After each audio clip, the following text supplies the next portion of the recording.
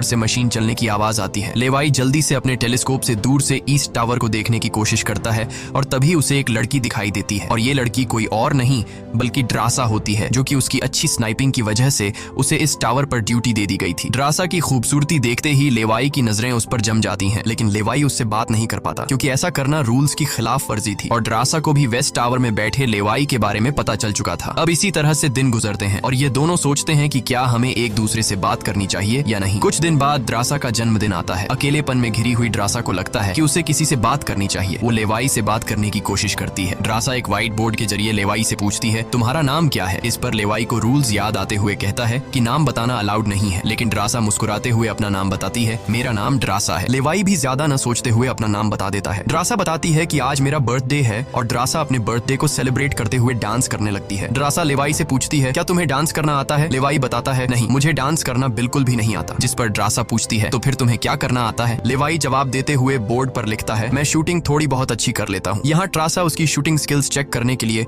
अपने टावर पर एक छोटी सी बॉटल उसके सामने रख देती है और लेवाई अपने टारगेट को निशाने पर रखते हुए एक ही गोली में उस बॉटल को फोड़ देता है। अब यहाँ ड्रासा भी पीछे रहने वाली नहीं थी। वह भी अपनी शूटिंग स्किल्स को दिखाते हुए लेवाई के टावर में रखी एक छोटी सी बॉटल को बिल्कुल परफेक्ट शूट कर लेती है, जिससे लेवाई को पता चलता है कि ड्रासा कोई आम लड़की नहीं बल्कि वह एक डेडली स्नाइपर है। धीरे धीरे दोनों की बातचीत बढ़ने लगती है। ड्रासा और लेवाई एक दूसरे को समझने लगते हैं, लेकिन तभी जब ये दोनों बातचीत में मसरूफ होते हैं, ड्रासा की नजर अचानक नीचे गड्ढे की तरफ जाती है। वो देखती है कि नीचे से कुछ भयानक क्रीचर्स यानी होलोमैन तेजी से वेस्ट टावर की तरफ चढ़ रहे हैं। वह जल्दी से लेवाई को अलर्ट करती है, नीचे देखो, तुम्हारी तरफ कुछ क्रीचर्स बढ़ रहे हैं। लेवाई जैसे ही नीचे देखता है, उसकी आंखें चौंक जाती हैं। नीचे सिर्फ एक या दो नहीं बल्कि हजारों क्रीचर्स ऊपर की ओर बढ़ रहे होते हैं। वो बिना वक्त गंवाए अपनी स्नाइपर राइफल उठाता है और एक एक करके क्रीचर्स को शूट करने लगता है, लेकिन क्रीचर्स की तादाद इतनी ज्यादा होती है कि लेवाई उन्हें अकेले संभाल नहीं पाता। इसलिए ड्रासा भी अपनी मशीन गन से गोलियां बरसाने लगती है। अब वेस्ट टावर यानी ड्रासा की तरफ भी क्रीचर्स बढ़ने लगे। ये दोनों अपनी अपनी साइड से